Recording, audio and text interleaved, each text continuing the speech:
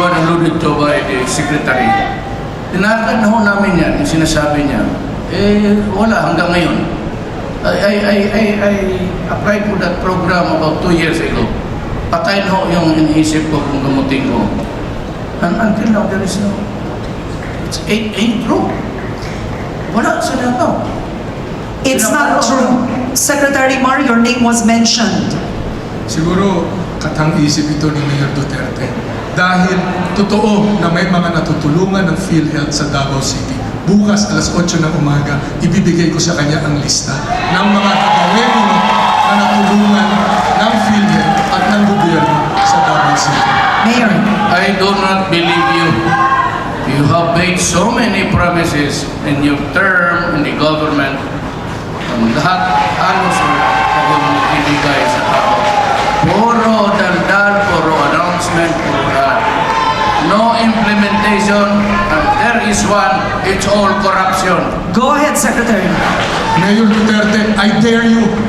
Kung may mapakita akong tao, pangalan, ospital na talagang natulungan sa Davao City, ikaw ba'y aatras? Kasi ang problema dito, kung hindi pumasok at hindi mo pinaniwalaan ang aktual na facts, na datos, ay babaliwalain mo. Ito ang mga katotohanan. So doon tayo sa katotohanan, huwag nating lukuhin ang ating mga kababayan na walang nangyayari. Ang katotohanan, ang pinakabasihan ng kahit anong pamumuno, katotohanan ang basihan ng ating tiwala sa isa't Go isa. ahead, Mayor.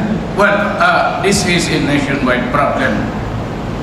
Pati Davao, nililang na nila. The people of the Philippines are listening. Is this guy telling the truth? Sandali na lang po ito, but Secretary Mar, please respond. Ito na naman, ito yung style ni Mayor Duterte. Kaya huwag natin sa mga kabataan, huwag natin tularan ito. Ang importante dito, Mayor Duterte may sasabihin. Tapos, kung palagan siya o pakitaan siya ng facts, aatras, magsasabi na naman ng iba. Ito ang hamon ko. Ito ang hamon ko. Simple-simple. Sinabi ko ito, sinabi niya, oo.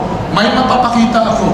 Aktual, naka-video ng mga tao na natulungan ng PhilHealth sa Davao City. Libo-libo po yan. Sinabi niya, aatras siya. Go ahead, Tingnan natin. Mayor. Go ahead. Tuto pa rin niya ang sinabi niya. Go ahead.